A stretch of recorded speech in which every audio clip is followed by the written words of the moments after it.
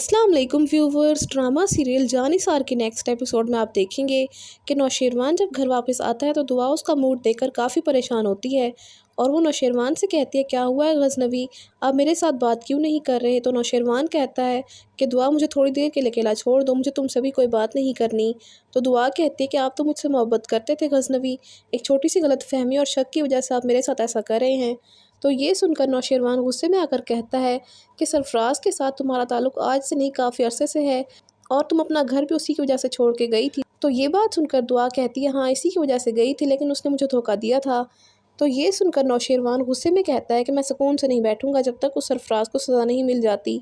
तो ये सुनकर दुआ कहते हैं कि आप ऐसा कुछ नहीं करेंगे, क्योंकि अगर आपने सरफराज के साथ कुछ भी किया तो वो मेरी बहन की ज़िंदगी को बर्बाद कर देगा। ये सुनकर नौशेरवान को बहुत गुस्सा आता है और वो दुआ से कहता है कि दुआ, अगर हमने सरफराज को ऐसे ही जाने दिया तो वो फिर से तुम्हें नुकसान पहुंचा सकता है। तो दुआ परेशानी से कहती है, नौशेरवान प्लीज़ ऐसा कुछ मत कीजिएगा। तो नौशेरवान कहता है, ठीक है, लेकिन आज के बाद तुम सरफराज से नहीं मिलोगी, मुझसे वादा करो। दूसरी तरफ कशमाला दुआ से कहती है कि अब मैं तुम्हें कभी नौशेरवान की ज़िंदगी में ज़्यादा दिन तक नहीं रहने दूँगी, तुम्हें हमेशा के लिए नौशेरवान की ज़िंदगी से निकाल दूँगी।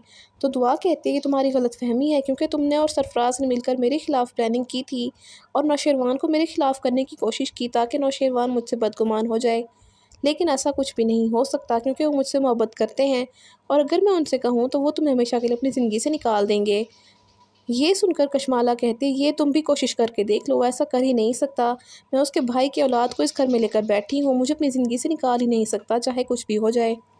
तो दुआ कहते हैं, तुम्हारी गलतफहमी दूर हो जाएगी। तो कशमाला कहते हैं, तुम नाकाम ही होगी, क्योंकि इस घर में सबको तुम्हारे माजी के बारे में मालूम हो चुका है, इसके बाद तो इस घर में सिर्फ मेरा ही राज होगा। दूसरी तरफ फ़िज़ा सरफराज से कहती है कि आपको दुआ से क्या प्रॉब्लम है। तो सरफराज उससे सारी हकीकत बता देता है और कहता है, तुम्हारी बहन मुझसे मोहब्बत करती थी और उसे घर से ले जाने वाला भी मैं ही था। तो ये फ़िज़ा सुनकर हैरान रह जाती है और कहती है, ये सब झूठ है। तो सरफराज कहता है, ये सच है। तो फ़िज़ा कहती है कि दुआ कभी ऐसा नहीं कर सकती, वो तो मेरे घर को बचाने की कोशिश कर रही है। तो सरफराज कहता है, तुम्हारी बहन ही तुम्हारे घर को बर्बाद करना चाहती है और वो चाहती है कि मैं तुम्हें छोड़ दूँ। तो फ़िज़ा कहते हैं कि आप ऐसा क्यों कर रहे हैं मेरे साथ। तो सरफराज कहता है, मुझे सिर्फ दौलत चाहिए, तुम्हारी बहन के पास तो बहुत दौलत है, इसीलिए मैं उसे और नौशेरवान को हमेशा के लिए अलग करके रहूँगा और तुम्हें भी बहुत जल्द आज़ाद कर दूँगा। ये सुनकर फ़िज़ा परेशान हो जाती है और कहती है, आप जो भी करने जा रहे हैं वो ठीक नहीं है, आपको ऐसा नहीं करना चाहिए, आप क्यों दूसरों की ज़िंदगियों से खेल रहे हैं। तो सरफराज कहता है, ये मेरी ज़िंदगी और मैं फ़ैसला कर चुका हूँ, मैं बहुत जल्द तुम्हें हमेशा के लिए इस घर से और अपनी ज़िंदगी से निकाल दूँगा।